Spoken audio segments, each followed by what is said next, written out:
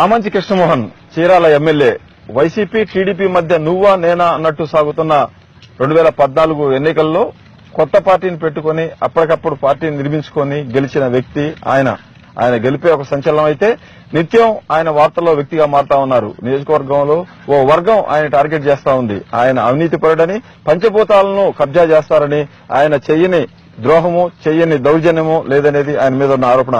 వీటిలో వాస్తవం ఎంత? నిజంగా ఆయన రాక్షసుడేనా? ఎందుకు ఆయన మీద ఇలాంటి ఆరోపణలు వస్తున్నాయి? ఏ విధంగా ఆయన వీటిని ఫేస్ చేస్తా ఉన్నారు?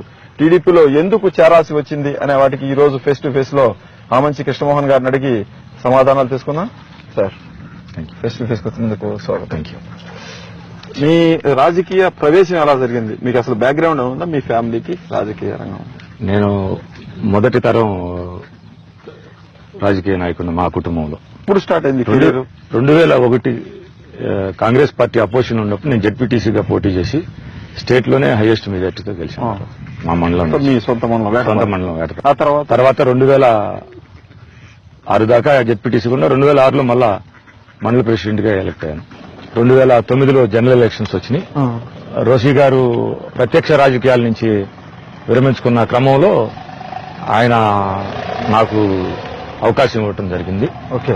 అప్పుడు నేను 2009లో ఇక్కడ కాంగ్రెస్ పార్టీ అభ్యర్థిగా పోటీ చేసి, అప్పుడు కూడా ఒక కొత్త పార్టీ వచ్చింది. కాంగ్రెస్ టీడీపీ కాక ప్రజారాజ్యం మా కమ్యూనిటీకి సంబంధించినటువంటి పార్టీ పెట్టినా గానీ నాకున్నటువంటి అసోసియేషన్ పార్టీతోటి రోషి గారితో ఇక్కడ ప్రజలకు ఉన్నటువంటి దీన్ని బేస్ చేసుకుని నేను కాంగ్రెస్ నుంచి 2009లో గెలిచాను.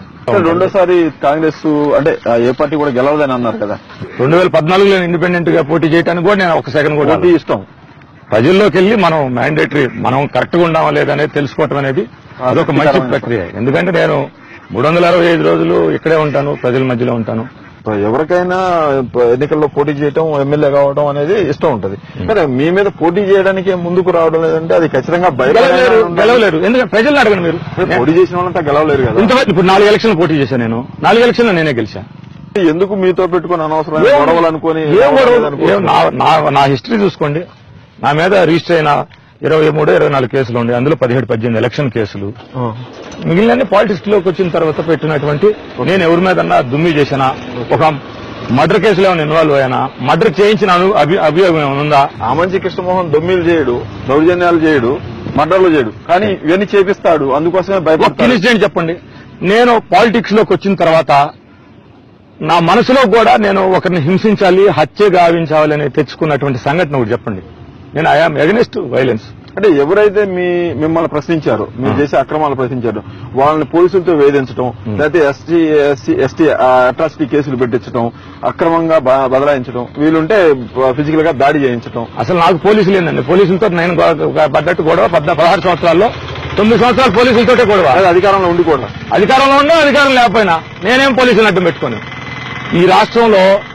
కానీ మీకు పూర్తిగా సహకరిస్తారు. 23 కేసులు మీ మీద ఉంటే ఒక కేసులో కూడా మీరు ఇంతవరకు అరెస్ట్ కాలేదు. కాదండి, అసలు కేసులో కూడా కోర్టుకు వెళ్ళలేదు. అయితే పోషణ చేయించుకుంటారు హైకోర్టుకు వెళ్లి, లేకపోతే ఇక్కడ అరెస్ట్ కాకుండా ఉంటారు. కొన్ని ఎఫ్ఐఆర్ కూడా కావు.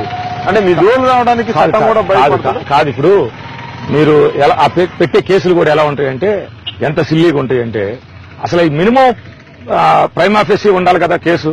అసలు నేను ఊళ్ళో లేనప్పుడు ఏదో జరిగిందని అసలు అతకాలి కదా, ఆ టైప్ కేసులు. మీరు ఒక సర్పంచ్ మీద దాడి చేశారు, మహిళా సర్పంచ్ మీద. సరే, నేను ఒక చిన్న విషయం చెప్తాను. ఆ ఎమ్మి నేను కాంగ్రెస్ లో ఉండగా నా ఫోటో పెట్టుకు గెలిచిన సర్పంచ్. అసలు ఏ పార్టీతో సంబంధం లేదు. అధికారం రాగానే అటు వెళ్లారు. నేను టీడీపీకి వెళ్లారు. ఇప్పుడే తెలుగుదేశం అధికారం వచ్చిన కొత్త ఒక తప్పుడు కేసు పెట్టించారు అంతే. నేను దాడి చేయలేదు. నేను మహిళా మీద దాడి చిన్నపిల్లలు కూడా నమ్మరు, మీరు కనుక్కోండి. ఆ ఊరే వాళ్ళని అంగీకరించలేదు. 27 మంది ప్రభుత్వాధికారులు, నేను అధికారంలో లేను ఆ రోజు, వాళ్లే సాక్ష్యం చెప్పలేదు. నిజం అవ్వదు, మీరే తెలుసుకోండి. ఓకే. అదే ఈ దాడులు మీరు చేస్తారు, ఈ విధంగా మీరు కొట్టేస్తున్న దాని నుంచి మీ బ్రదర్ కూడా స్వయంగా పాల్గొంటారు. మీ తరఫున ఆయన బెదిరిస్తా ఉంటాడు. నాకు 12 ఏళ్ల వయసు అప్పుడే నా మీద మర్డర్ కేసు ఉంది, నన్ను ఏం చేస్తాడు. మీ బ్రదర్ మీకు ఈ బయట ఇవన్నీ అరేంజ్ చేస్తుంటారా మీ దగ్గరికి? ఆయన ఒక సాధారణ రైతు. ఆయన పాపం 16 ఏళ్లప్పుడు మర్డర్ కేసు పెట్టింది. ఆయన మర్డర్లు చేసి కాదు, కేసు పెట్టారు. ఆ కేసు చిన్న వయసులో మైనర్ గా ఉన్నప్పుడు కాలేజీలో అటెండెన్స్ ఉంటేనే అది కొట్టే. ఆయన ఇప్పుడు కూడా ఇక్కడ మొన్నగాక అటు మొన్న ఒక జర్నలిస్ట్ అనే అతని మీద దాడి చేసి పోలీస్ స్టేషన్ ఎదురుగానే కర్రలతో కొట్టిన సందర్భాన్ని ఎలా మీరు సమర్థించుకోవటం అంటే అనుకోకుండా జరిగినటువంటి సంఘటన అది. నేను సమర్థిస్తానా వ్యతిరేకిస్తానా అనే పాయింట్ కదా అక్కడ. వాడు ఒక సూడో నక్సలైట్, జర్నలిస్ట్ కాదు బేసికల్ గా. కొంతకాలం నక్సల్స్ దగ్గర సింపథైజర్ గా పనిచేసి వాళ్ళ దగ్గర 50,000 దొంగతనం చేస్తే వాళ్ళు చంపటానికి ప్లాన్ చేశారు. వీడేదో వాళ్ళకి సానుభూతి తెలిసే టైంలో పెద్ద బగలు పొడిచాడని చెప్పి ఇప్పుడు ఎస్ఐబిలో ఉన్నాడు ఆనందరెడ్డి అని డిఎస్పీ. అప్పుడు 3 టౌన్ వైజాగ్ ఎస్ఐ అతను ఇతన్ని హంట్ చేస్తున్నాడని పోలీసులు పెట్టిన 6 కేసులు గుమ్మడి లక్ష్మీపురం ఆ టైంలో పెడితే వాళ్ళ నాన్న వాడు నా ఇంటి దగ్గర రేత్రింబోగులు కాపలా కాస్తే తీసుకెళ్లి జానారెడ్డి గారి దగ్గర సరెండర్ చేసి దొంగ. తర్వాత ఏమైందంటే సూడో నక్సలైట్ కింద మారాడు. తర్వాత నేను సీఎంయూలో లోన్ పెట్టిస్తే వైశాస్ దాంట్లో ఇంట్లో చేరి ఆ ఇల్లు ఖాళీ చేయడానికి 10 లక్షలు అడిగాడు వాళ్ళ మీద ఎదురు తిరిగి. అట్లా రకరకాల అవతారాలు ఎత్తి ఒక 6 అమ్మాయిలు రేప్ చేసి ఉంటాడు. రేపిస్ట్ వాడు. 3 రేప్ కేసులు ఉన్నాయి, 4 జీడీ ఎంట్రీలు ఉన్నాయి. వాళ్ళ కులం వాళ్ళని క్యాస్ట్ బై ఓరుగుంట రెడ్డి. మీరు అతన్ని కాదు వాడు చాలా చిన్నాడు. నేను దాడి చేయటం నేను సహాయం చేసినాడు. మీరు దాడి చేయలేదు, మీరు అతన్ని కాదు జరిగింది. అయితే ఏమైందంటే 13 పేజీల బుక్లెట్, చాలా నీచమైనటువంటి భాష. నేను మూడే చెప్తాను. వాడు రాస్తాడు, కృష్ణమోహన్ అనేవాడు గజదొంగని ఈ ప్రజలు అనుకుంటున్నారు, వీడు నరరూప రాక్షసుడని వీడిని అనుకుంటున్నారు. చీరాల చీడపుడుగు వాడు చేసే అక్రమమైనటువంటి వీటిని నేను ఒక రకంగా కంట్రోల్ చేశానని చెప్పి తన్ని తరిమేశామని చెప్పి వాడు ఒక చిన్నోడు నా వ్యతిరేకుల దగ్గర చేరి తన్ని తరిమేశారని మీరు ఒప్పుకున్నారు. మీకు వాడు దుర్మార్గుడు ఎమ్మెల్యే అంత దుర్మార్గుడిని చట్టపరంగా ఈ రాతలకి వ్యతిరేకంగా 2 కంప్లైంట్లు వేటపాలెం పోలీస్ స్టేషన్ లో ఒకటి. ఇప్పుడు జరిగిన సంఘటన ఏదైతే ఉందో వాడిని నిజంగా కొట్టదలుచుకుంటే మా ఇంటి నుంచి 3 కిలోమీటర్లు వాళ్ళూరు వాడిల్లు. సంఘటన జరిగింది 23 కిలోమీటర్ల దగ్గర. పోలీస్ స్టేషన్ లో కంప్లైంట్ ఇచ్చొస్తుంటే అక్కడ తారసపడ్డాడు. మా బ్రదర్ ఎంత కూడా అక్కడ నీడ కోసం ఏదో ఒక బొంగులు పెడతారు చూడు, అవి పెట్టుకొని చేసి కింద పడి కొట్టుకున్నారు. వాడు హాస్పిటల్కి వెళ్లి ఫస్ట్ ఎయిడ్ చేయించుకొని అరగంటలో డిశ్చార్జ్ అయ్యాడు. కరెక్ట్ కాదు కదా, దొంగ గాని దొర గాని ఒక అనుకోకుండా జరిగింది అది. ఇంటెన్షనల్ గా వాడి మీద దాడి చేసింది. కంప్లైంట్ ఇచ్చడానికి వెళ్తే అక్కడ తారసపడ్డారు. మీరు సహనం కోల్పోయి మీ మీద ఎంత ఈ భాష ఉపయోగిస్తా ఉన్నారు. నేను యాక్చువల్ గా వాస్తవంగా నాకు హెల్త్ బాగుండగా ఆ ముందు రోజునైతే నేను హాస్పిటల్ నుంచి డిశ్చార్జ్ అయ్యాను. నాకు అసలు నేను టోటల్ గా ఎంత దుర్మార్గం అంటే నేను మణిపాల హాస్పిటల్లో ఉన్నానని తెలిసి ఈ దొంగ రాతలు రాసి కటికన స్ప్రెడ్ అయిపోతే ఎవరు పట్టించుకోరని చెప్పి ఒక నీచమైనటువంటి ఆలోచనతో చేశారు.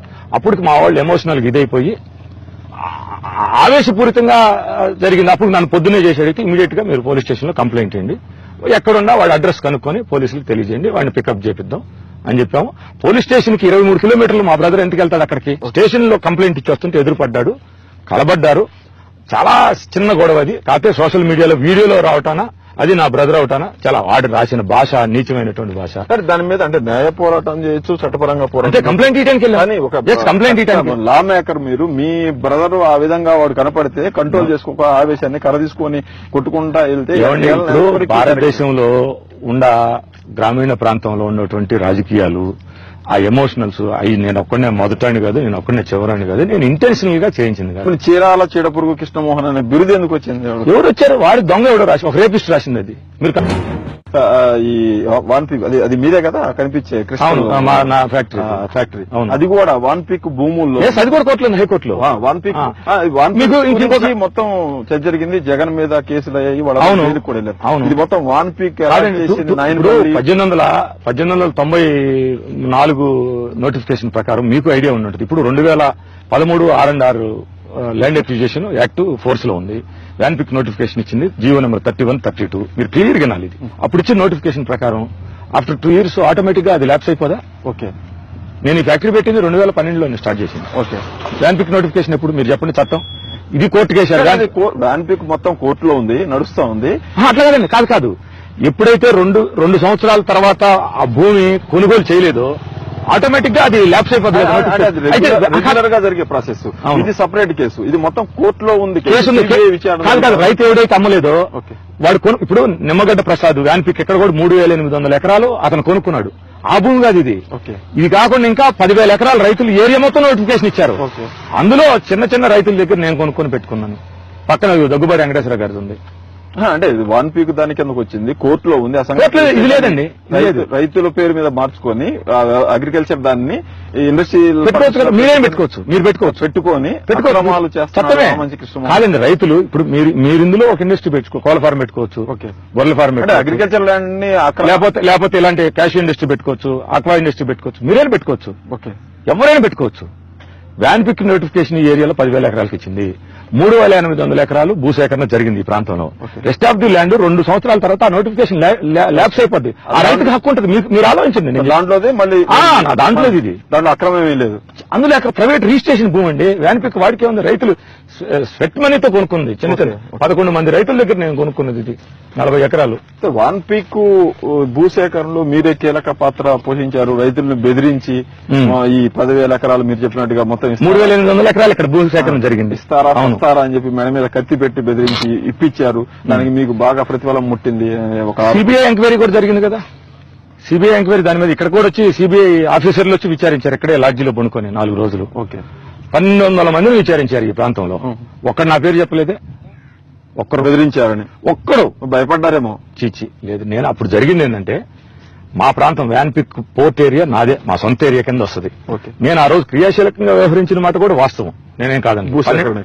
భూసేకరణ అని కాదు, భూసేకరణ నాకేం సంబంధం. ఇండస్ట్రీ కోసం ఈ ప్రాంతంలో ఒక డెవలప్మెంట్ రావాలి, అభివృద్ధి వస్తే నిరుద్యోగులకు ఉపాధి దొరుకుతుంది. భూసేకరణ నాకు సంబంధం ఉంది, వాడెవడో చూసుకుంటాడు. కానీ రైతు 140 ఎకరాలు మా రక్త సంబంధికులు ఉంది. నాది. నేను ఇచ్చాను 27 ఎకరాలు ఇచ్చాను వ్యాన్ పిక్. మేము 3 అన్నదమ్ములము. నేను ఇచ్చాను, మా పెద్దాన్ని ఇచ్చాడు. మా 2 అన్నకి వ్యాన్ పిక్ లో 40 ఎకరాలు ఉంది. వాడేవలేదు. నేను ఫోర్స్ చేస్తే నా పాలేరు హనుమంతరావు కూడా నా సొంత అన్న ఇచ్చే మీరు అలా ఉంచేసుకున్నారు. మిగతా నేను ఇచ్చాను. మా ఫ్యామిలీ 140 ఎకరాలు ఇచ్చాం. అందరూ తెలుసు ఇక్కడ 140 ఎకరాలు ఊర్లు ఆ రోజు అందరం మాట్లాడుకుని ఇచ్చామండి. ఎవరిని బెదిరించింది లేదు. ఇచ్చి 2013 R&Rలో లేనటువంటి అనేక అంశాలు 100 రూపాయల స్టాంప్ మీద రాపిచ్చి 180 కోట్లకు సంబంధించి ఈ ప్రాంతానికి మేలుకు జరిగే అనేక అంశాలు, ఫిషింగ్ హార్బర్ గాని 25 కోట్లతోటి ఈ ప్రాంతం మొత్తానికి ఎవరైతే భూములు కోల్పోయినటువంటి మత్స్యకారుల కుటుంబాలు, చిన్న చిన్న రైతులకు ఉంటాయో పర్మనెంట్ హాస్టల్ జీవితకాలం ఉండేటట్టు 15 సెంట్లు. అంటే మీకు రావాల్సింది మీరు తీసుకునే ఇవన్నీ చేయించారు. మోహన్ స్మార్ట్ కాదు, మీరు వినండి. నాకు 3 కోట్లు ఇచ్చారు. ఎస్, అఫీషియల్ గా 100 కోట్ల చెప్తాను. మొత్తం నేను చెప్తాను. డైరెక్టర్ విలేకరుల సమక్షంలో తీసుకొని ఆ ముందు రోజు వాళ్ళు వస్తారన్న రోజు రాజు నవ Nirman mutual aided cooperative society అని ఒక ట్రస్ట్ పెట్టి, ఆ ట్రస్ట్ లో నేను మెంబర్ని కాదు. 9 మంది 9 కులాలను పెట్టి ట్రస్ట్ పెట్టి మళ్ళా ఇంకొక 1 కోటి రూపాయలు, మొత్తం 3 కోట్ల రూపాయలతోటి ఈ ప్రాంతంలో 4,000 ఇళ్లకి నేను ఆ ట్రస్ట్ ద్వారా ప్లస్ ఆ తర్వాత నాయకుడు 3 కోట్లు ఖర్చు పెట్టి 7 కోట్ల రూపాయలతోటి నేను 4,000 ఇళ్లకి నేను పూర్తి చేసేదానికి నేను సహాయం చేశాను తప్పితే నేనే.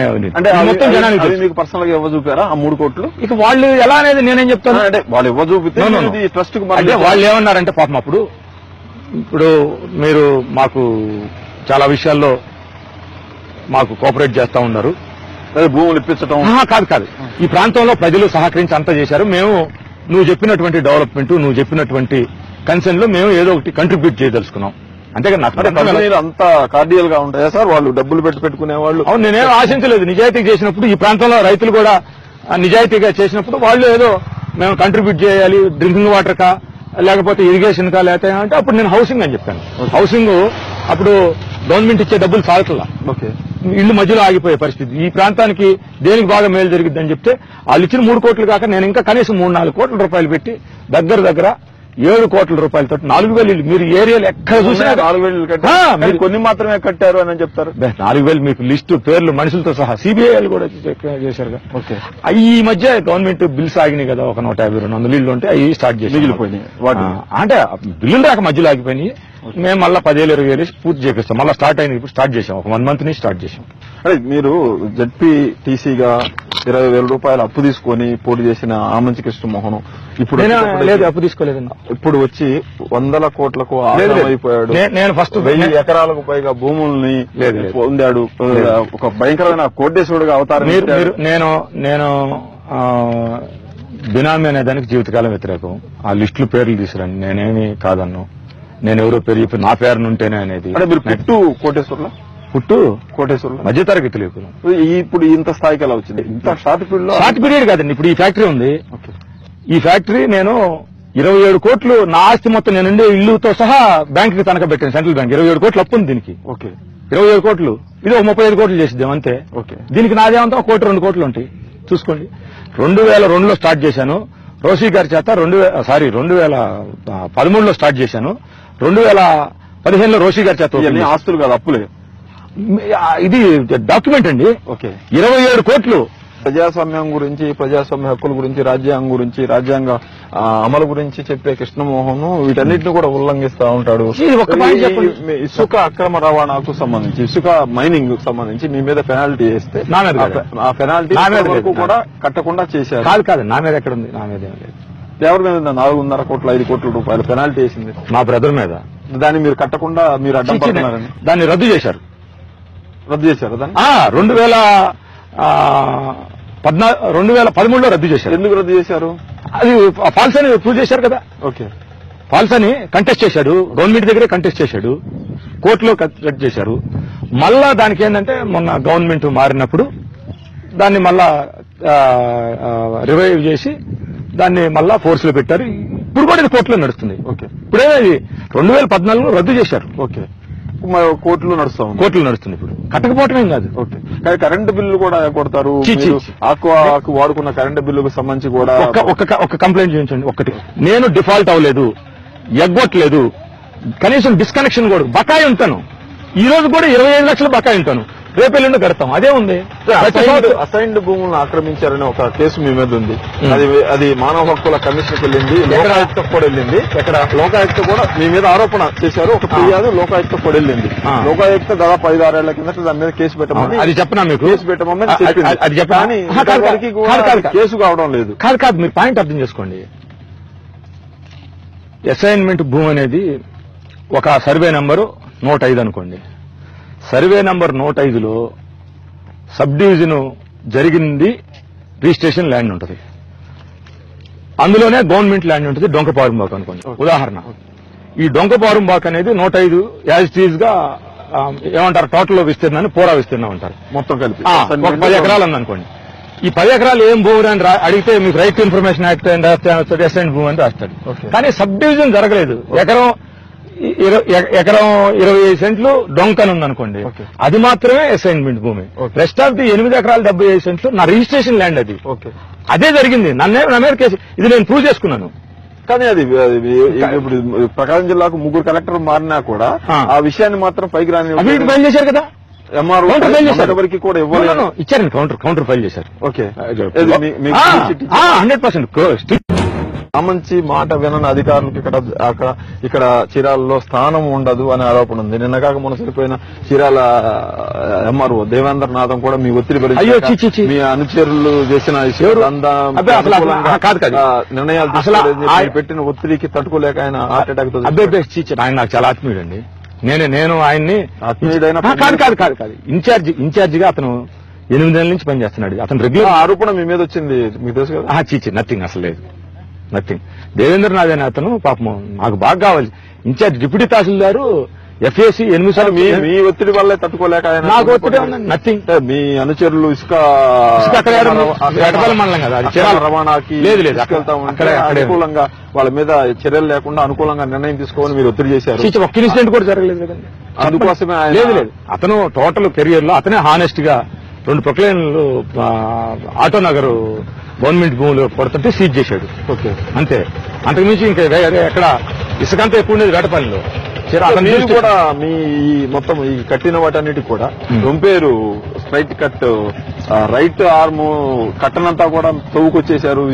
స్ట్రైట్ కట్ రైట్ ఆర్మ్ మొత్తం కూడా తవ్వుకొచ్చారు. దేనికి ఈ కట్టడాల కోసం మీకు ఇది దున్నపోతు తినిందంటే గార్డెన్ కట్టేది అంటారు. ఎక్కడైనా ఒక డ్రైన్ లోది కట్టడం కోసం మనకి వస్తుంది. డ్రైన్ లో ఏముంటుంది, డ్రైన్ కట్టాలి. కాదు డ్రైన్ కట్టలైనా సరే, డ్రైన్ కట్టడం పోటు వస్తే ఉప్పు నీళ్లు దానికి రావా, సెలైన్ ఉంటది, కడితే కూలిపోద్ది. వీళ్ళంతా స్క్రాబ్ ఇప్పుడు మా ఊళ్ళో ఇసుకేమిది, మా ఊళ్ళో జీరో ఖరీదు ఇసుక. చీరాల పరిరక్షణ సమితి పెట్టింది ఆమంచి కృష్ణమోహన్ అక్రమాలను పరీక్షించడానికే. వాళ్ళందరూ కూడా మీరు ఏం చేసినా భజన చేస్తా ఉంటారు. మీరు తప్పు చేస్తే ప్రశ్నించకుండా, మీరు ఆ అక్రమాలు చేసినా ప్రశ్నించకుండా మీకు మద్దతుగా ఉంటారు. అందుకోసమే ఈ పరిరక్షణ సమితి పెట్టుకున్నారు. ఎవరు పాపం ఆ పరిరక్షణ సమితిలో 2009లో నా మీద తెలుగుదేశం పార్టీ తరఫున డిఫీట్ అయిన జంజనం శ్రీనివాసరావు అత్యంత యోగ్యుడు, నిజాయితీపరుడు, రాజకీయాల్లోకి వచ్చి మొత్తం డబ్బులు పోగొట్టుకున్నాడు. అతనికి ఏంది నా అక్రమాన్ని పరిరక్షించాల్సినటువంటి అంశం? అతను వాళ్ళ సంఖ్య తక్కువ అయింది కదా అని. ఎందుకు వాళ్ళకేదైనా ఇంట్రెస్ట్ ఉండాలి కదా. ఈ ఏరియాలో పెద్ద మనుషులు, యోగ్యులు, ఈ ఏరియా బాగుండేవాళ్ళు అనుకునే వాళ్ళందరూ ఆ పరిరక్షణ సమితిలో నా దగ్గర చేరారు. ఆలోచనలేమో చైతన్యవంతంగా సామాజిక స్ఫూర్తి స్పృహతో ఉంటాయి, కానీ మీరు చేసే మొత్తం క్రిమినల్ బ్రెయిన్ అని ప్రచారం చేసేది ఏముంటది. క్రిస్టల్ ఆక్వా ఇది ఉంది కదా, దీనికి వ్యతిరేకించారని చెప్పి పక్క ఉన్న గ్రామం పుట్టి సుబ్బయ్యపాలెం గ్రామాన్ని వ్యతిరేకించలేదు. మీ మాట విని 33 గ్రామాల మత్స్యకారుల నుంచి విరేయించారు. దీనికి వ్యూహాత్మకంగా మీరు ఒకటి అర్థం చేసుకోండి. ఫిషర్మెన్ కమిటీలో పట్టప community is the very very strong motivated community. వాళ్ళు ఎవరి మాట, దేవుడి మాట కూడా వినరు. అంటే తమిళనాడు నుంచి వచ్చి సెటిల్ అయిన పట్టప కమ్యూనిటీ, పట్నం నుంచి, చిన్నపట్నం నుంచి వచ్చిన పట్టప కమ్యూనిటీ. మీరు చెప్పిన 33 గ్రామాలు 2 జిల్లాల్లో, నెల్లూరు జిల్లా తడ నుంచి ఇక్కడ సొన్నపాలెం వరకు 33 గ్రామాలు, 18 గ్రామాలు మా జిల్లాలో ఉంది. నిజంగా 33 గ్రామాలు వాళ్ళ వచ్చి, బాబు మన సాంప్రదాయం ప్రకారం మీరు బతకండి, ఆచారం ప్రకారం మీరు బతకండి, మన కట్టుబాట్లు మీరు వేడొద్దని చెప్పి వాళ్ళని పెట్టుకుని వాళ్ళకి నచ్చజెప్పాలని చెప్పి మాట నిజం. వాళ్ళు వెళ్ళేశారు. ఆ ఊరోళ్ళు నా దగ్గరికి 50 మంది పనికి వస్తుంటారు. దాని వెనక మీరే ఉన్నారని. నేను కాదు పాపం, నెల్లూరు జిల్లాతో నాకేం సంబంధం? వాళ్ళ కులాన్ని, ఆచారాన్ని రక్షించుకోవడానికి 33 గ్రామాలు ఒక వ్యక్తికి సపోర్ట్ చేస్తాయండి అంటే అప్పుడు అది న్యాయమనే కాదనే మీరు చెప్పండి. ఇప్పుడు చెప్పండి. వాళ్ళంతా మీ గుప్పెట్లో పెట్టుకుని అసలు 18 కుటుంబాలను వేధించారు. కాదు 18. నేను చెప్పేదానండి ఒక చిన్న విషయం. శంకుస్థాపనకు మొత్తం వచ్చి దగ్గరుండి భోజనం చేసి వెళ్ళారు వాళ్ళు కూడా. ఊరూరు పొట్టి సుబ్బయ్యపాలెం ఊరంతా ఓపెనింగ్ వచ్చే తలకేందంటే మాకు గిట్టిన దొంగలు కొంతమంది చేరి పాపం ఆ ఊళ్ళో చిన్న వివాదం వస్తే వాళ్ళకి చిచ్చు పెట్టి నా దగ్గరకు వచ్చే వాళ్ళని 40 కుటుంబాలను ఏలేపిస్తారు. వాళ్ళు మీకెళ్ళే వేలు చూపిస్తా ఉన్నారు. ఎవరు? మంచి కృష్ణమోహన్ మమ్మల్ని ఇలా చేస్తారు. 33 ఇది పెడితే మాకు పొల్యూషన్ వస్తుంది. పెట్టలేదు కాదు. నేను పెట్టిన రోజు గానీ కట్టేటప్పుడు కానీ ఏమన్నా పెట్టారు వాళ్ళు. అధికారం ఉంటే అక్రమాలన్నీ కూడా మాఫీ చేసుకోవచ్చు. మీ ఏదైనా కేసుల్లో అరెస్టులు తప్పించుకోవచ్చు. మీ మీద ఇవన్నీ కోసమే టీడీపీలో చేరారు. నేను చేరి 11 నెలలు అవుతుందండి. తెలుగుదేశం పార్టీ అధికారంలోకి వచ్చి 2.5 సంవత్సరం అవుతుంది. సంవత్సరం 14 నెలలు నేను వ్యతిరేకంగానే ఉన్నాను కదా. మరి లాంగ్ టైం దీర్ఘకాలికంగా రాజకీయాల్లోనో ప్రజల్లోనో కొనసాగాలంటే ఒక షెల్టర్ అవసరం కదా. వీళ్ళిద్దరిలో బెటర్ చంద్రబాబు నాయుడు, జగన్ వర్సెస్ చంద్రబాబు. అధికారం ఉంది కాబట్టి నేను నేను చేరిన తర్వాత కూడా ఆయన దగ్గర సానుకూలత కలలేదు. ఇప్పుడు వరకు ఇచ్చిన సంవత్సరం 4 నెలలు అవుతుంది. నేను ఏ అర్జీలు ఇచ్చానో చూసుకోండి. నాకు అవసరం లేదు. నాకు మీ మీద పోటీ చేసి ఎక్కడి నుంచి వచ్చిన పోతుల సునీత ఆమె ఓడిపోయింది. మీరు ఈవీఎంలు కూడా మార్చేశారనే ఆరోపణలు వచ్చింది. అది సాధ్యమైతే ఏమన్నా అలాంటి మీరే విచారించి చెప్పాలి. ఆమె ఓడిపోయిన ఆమె ఆరోపణ చేసింది, దాన్ని టెలికాస్ట్ చేశారు అందరూ కూడా. నా జిల్లా కాకుండా పక్క జిల్లా నుంచి వచ్చినటువంటి జాయింట్ కలెక్టర్ వచ్చి విచారించి ఇది ట్రాష్ అని ఎవరైతే ఆరోపించారో వాళ్ళ పార్టీ అధికారంలో ఉన్నప్పుడే వచ్చి ఇది ట్రాష్ అని చెప్పి, ఇది తప్పు అని చెప్పి చెప్పెళ్లారు. అసలు ఉంటుంది అలా చచ్చిపోయిన మనిషిని బతికిస్తారండి ఎక్కడన్నా? ఇంకా పోతుల సునీత మీ మీద పోటీ చేసి ఓడిపోయారు. ఆమె ఖర్చు పెట్టుకున్నారు, కష్టపడ్డారు. మీరు ఇప్పుడు వచ్చేసి మధ్యలో వచ్చేసి టీడీపీలో చేరారు, జెండా పెట్టుకున్నారు. ఆమె పరిస్థితి ఏంది? ఆమె ఎక్కడ మీరు మీటింగ్లు కూడా అట్లా కాదు. ఇప్పుడు ఆమెను వచ్చినప్పుడు అంటే పాపము అలా చూసుకుంటే ఎలక్షన్ కి ఒక కొద్ది రోజుల ముందే వాళ్ళు వచ్చారంతే. 2-3 నెలలు వాళ్ళు ఏడేమి గెలుద్దామని 2-3 నెలలు ఉంది ఇక్కడ. మీరు కలుపుకొని పోవడం లేదు కదా. వాళ్ళు నాకేం సంబంధం? ఎలా సంబంధం? మీరు వాళ్ళు ఒకే పార్టీ కదా. నో నాకు సంబంధం లేదు. టీడీపీ నుంచి పోటీ చేస్తారా మళ్ళీ, లేకపోతే చీరాల పరిరక్షణ సమితి పోటీ చేస్తారా? టీడీపీతో పోటీ చేస్తే నష్టం అవుతుందండి. ఎమ్మెల్యే మీరు ఎక్కడ ఉన్నారు? మీకు న్యాయం జరిగింది అనుకుంటున్నారా? సీటు విషయంలో చివరికి ఇస్తారా సీట్? అసలు మీకు మీరు ఆ మాట మా పార్టీ అధిష్టానాన్ని అడగారు. మీకు నమ్మకం ఇచ్చారా? ఆ మాట ఇచ్చినారా? అసలు ఆమె గురించి నేను డిస్కషన్ చేయలే. నిజం అంటే మీకు ఆమె లెక్కలేదు. 100% సీటు మీద క్వశ్చనే లేదు. సీటు మీద క్వశ్చనే లేదు. అంటే ఆ విషయంలో ఇబ్బంది అసలు నేను అడగాల్సిన అవసరమే లేదు. నేను ఖచ్చితంగా తెలుగుదేశం తరఫు నుంచి పోటీ చేస్తాను. Take it granted. ఓకే.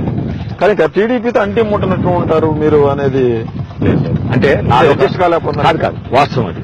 నేను 14 సంవత్సరాలు ఒక పార్టీతో అంటకాకి ఇంకొక పార్టీలోకి వచ్చి కటిక్కన పూసుకొని రాసుకొని ఆ స్వభావం నాది కాదు. ఆ యాటిట్యూడ్ వల్ల అలా అనుకుంటున్నారు తప్పితే నాకు ఎవరితోటి ఏ రకమైనటువంటి ఇది లేదు. పాపం చంద్రబాబు నాయుడు గారు ఏ విషయంలో ఈ కాన్స్టిట్యున్సీకి సంబంధించిన దాంట్లో వెళ్ళినా కానీ నన్ను హానర్ చేస్తాడు. ఇక్కడ జరుగుతున్న గొడవల సంబంధించి చంద్రబాబు ఇప్పుడు అడిగారా ఏంటి గొడవలు ఏంటి, ఈ ఎమ్మడబడి కొట్టడం ఏంటి? అడగలేదు ఇప్పుడు వరకు పిలిచి కంప్లైంట్ కూడా చేశారు మీ గురించి చంద్రబాబు. నెవర్ అంటే అడిగితే ఏమన్నా అవుతుంది అనుకుని అడగట్లేదు. తెలుసు, ఆయన తెలుసు కదా పాపం. ఆయన ఒక పెద్ద ముఖ్యమంత్రి, వాస్తవం తెలదా. ఇది ఆఫ్టర్ ఆల్ ఒక గల్లీలో ఒక ఏదో విషయం అది అనుకోకుండా జరిగిందనే భావంతో నన్ను. అంటే భవిష్యత్తులో కూడా మొన్న జరిగినట్టుగా మళ్ళీ సంఘటనలు చూడొచ్చా సీరియల్లో? ఇక్కడ నుంచి జరగమని ఉన్న హామీ ఇవ్వగలుగుతారా? అది అనుకోకుండా జరిగినటువంటిది. అనుకోకుండా ఏదైనా జరిగింది. నాకు ఇంటెన్షన్ అయితే జరగదు. నాకు ఇంటెన్షన్ జరగదు. నేను హామీ. Okay sir, face to face వచ్చి మీ మనసులో భావాలన్నీ కూడా మాతో పంచుకున్నందుకు థ్యాంక్స్ సార్.